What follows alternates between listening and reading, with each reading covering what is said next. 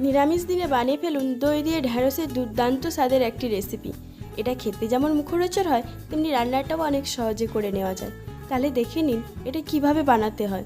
এর জন্য প্রথমে পরিমাণ মতো সরষে, কাঁচা লঙ্কা ও কাজু বাদামগুলোকে 30 মিনিটের জন্য ভিজিয়ে রেখে একটা স্মুথ পেস্ট বানিয়ে নেব।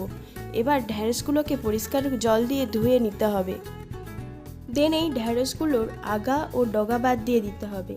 এরপর একটা পাত্রে নিয়ে খানিকটা জল ছিটিয়ে দিতে হবে। এতে ম্যারিনেশনের মশলাগুলো ভালোভাবে ঢ্যাঁড়সের গায়ে লেগে যাবে।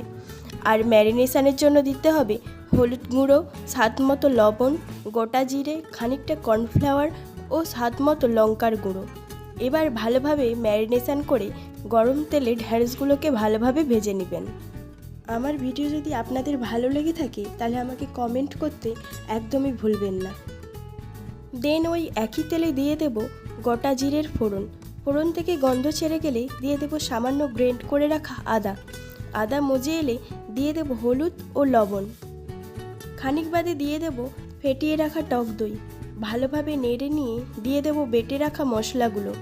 বেশ খানিকক্ষণ কষিয়ে নিয়ে দিয়ে দেব সেদ্ধ করে রাখা টমেটো ও চিনি।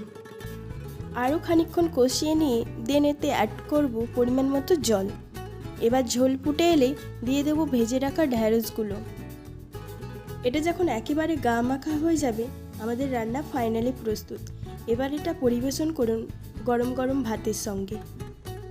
আমার ভিডিও যদি আপনাদের ভালো লেগে থাকে তাহলে এই রেসিপিটা অবশ্যই বাড়িতে ট্রাই করবেন। এইরকমই আরও নিত্য নতুন রান্নার রেসিপি পেতে আমার চ্যানেলটা সাবস্ক্রাইব করে আমার পাশে থাকুন। আর যারা ফেসবুক থেকে এই ভিডিওটা দেখছেন তারা আমার চ্যানেলটা ফলো করে দিন। বাই দ্য ওয়ে, আমি শম্পা, আপনারা দেখছিলেন যমুনা হোম ক্যাফে।